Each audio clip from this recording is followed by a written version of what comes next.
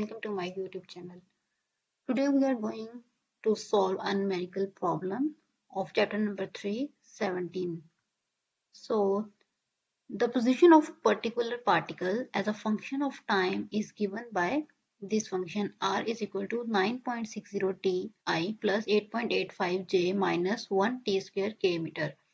Determine the particle's velocity and acceleration as a function of time. तो इसमें जी हमें जो पार्टिकल है, एक पर्टिकुलर पार्टिकल है, उसकी पोजीशन जो है वो हमें गिवन है इन टर्म्स ऑफ टाइम टी। तो हमने उसकी वेलोसिटी फाइंड करनी है और उसकी एक्सेलरेशन फाइंड करनी है। सो ये हमारे पास फंक्शन गिवन है कि r is equal to in terms of time t. हमने वेलोसिटी फाइंड करनी है एंड एक्सेलरेशन फाइंड करनी है। तो जैसे कि हमें पता है कि जो वेलोसिटी है उसका फॉर्मूला होता है v is equal to d r over d t. ये हमारे पास वेलोसिटी का फॉर्मूला है। इसका मतलब है जो हमारे पास डिस्प्लेसमेंट हमें गिवन है उसका हमने टाइम के लिहाज से डेरिवेटिव लेना है। तो is equal to d over d t. तो ये हमारे पास आर जो पोजीशन वेक्टर है, ये जिसको हम डिस्प्लेसमेंट वेक्टर कहते हैं, वो हमें गिवन है। इसका टाइम के लिहाज से हमने डेरिवेटिव लिया तो ये 9.60 कॉन्स्टेंट, इसको हमने वाई लिख लिया और टाइम का टी के लिहाज से हमने डेरिवेटिव लिया तो D T over d T बन गया। अब यहाँ पे हमें कोई भी टाइम का फंक्शन नहीं गिवन, तो यहाँ पे जो इसका डेरिवेटिव होगा, कांस्टेंट का डेरिवेटिव, वो 0 हो जाता है। सेम एज इट इज यहाँ पे टी स्क्वायर है तो इसका डेरिवेटिव क्या होगा कि पावर जो है वो स्टार्ट में रहेगी और एक में पावर की कमी हो जाएगी। तो इसका जो टी स्क्वायर का जो डेरिवेटिव है वो बन जाएगा 2t। अब ये जो 2t है इसको हम मल्टीप्लाई कर देंगे 1 के साथ, तो यहाँ पे 2t आ जाएगा और ये t का डेरिवेटिव टाइम के लिए ऐसे लिए तो ये हमारे पास बन गया 1। तो 9.60 और ये हमारे पास 0 टर्म थी और इसका था 2t। तो हमारे पास जो वेलोसिटी है वो ये आ गई 9.60 i माइनस 2t के यूनिट वेक्टर, और इसका हमारे पास यूनिट होता है वेलोसिटी का मीटर पर सेकंड। तो हमने जो नेक्स्ट पार्ट है वो फाइंड करना है कि एक्सेलरेशन क्या होती है। तो जी हमारे पास है acceleration is equal to change in velocity with respect to time. ठीक है, अब हमारे पास ये जो वेलोसिटी आई है इसका हमने टाइम के लिहाज से डेरिवेटिव लेना है। तो यहाँ पे टाइम का कोई फंक्शन अवेलेबल नहीं है, तो इसका मतलब है इस टर्म के जो डेरिवेटिव हो क्या हो जाएगा, 0 हो जाएगा।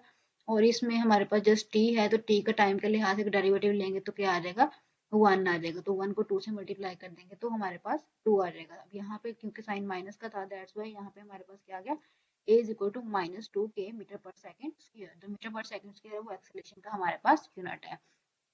तो ये थी हमारे पास प्रॉब्लम नंबर 17। नेक्स्ट है हमारे पास प्रॉब्लम नंबर 19 जो कि प्रॉब्लम 17 से ही रिलेटेड है। तो हमारे पास क्वेश्चन है कि what was the average velocity of the particle in problem 17। ये जो भी हमने प्रॉब्लम की है इसमें जो एवरेज वेलोसिटी है वो क्या होगी, जबकि हमें टाइम गिवन है 1 सेकेंड और 3 second. and what is the magnitude of instantaneous velocity at t is equal to 2 second।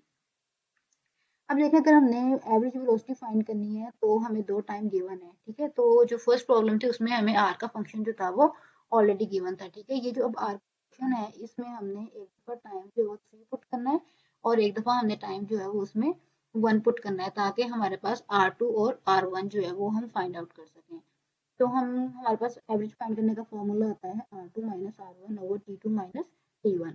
अब टाइम हमें एक 3 सेकेंड है, R2 के लिए हम 3 लेंगे तो जो हमारे पास फंक्शन था R का उसमें जहां जहां पे T था वहां वहां हमने 3 पुट कर दिया। ठीक है, अब माइनस साइन और R1 के लिए टाइम हमने लेना है 1 सेकेंड।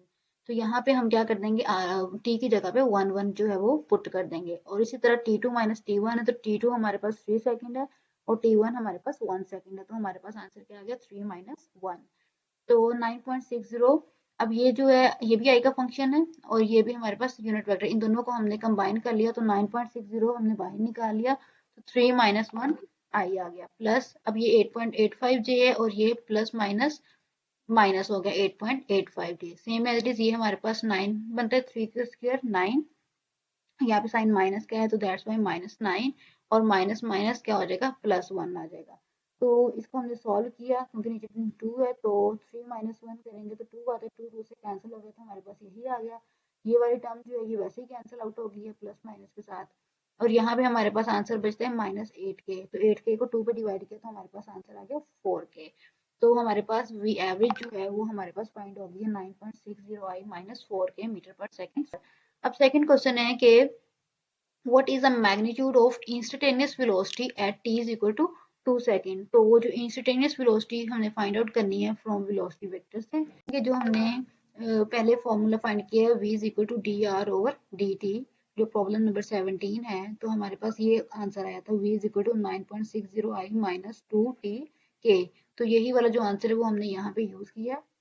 तो v is equal to d r over t t, और ये हमारे पास हमने इसका आंसर यूज किया। अब जस्ट यहाँ पे t के जो फंक्शन था उसमें हमने 2 सेकेंड पे फाइंड आउट करना है, तो यहाँ पे हम 2 पुट कर देंगे।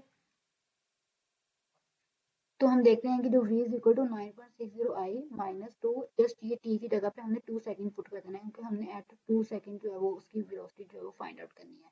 तो हमारे पास 2 to 4 आ गया। अब अगर हमने इसकी मैग्नीट्यूड फाइंड करनी है तो x का स्क्वायर प्लस y का स्क्वायर अंडर रूट होता है। तो ये i जो है 9.60 i x के अलॉन्ग होता है, तो इसका स्क्वायर प्लस -4 का स्क्वायर। तो हमारे पास जो आंसर है, जो v है, वो आ जाएगा 10.4 मीटर पर सेकेंड। तो हमने इंस्टेंटेनियस वेलोसिटी जो है at t is equal to 2 second वो भी फाइंड कर लिया, और उसकी जो हमने मैग्नीट्यूड है वो भी फाइंड आउट कर लिया। Thank you so much.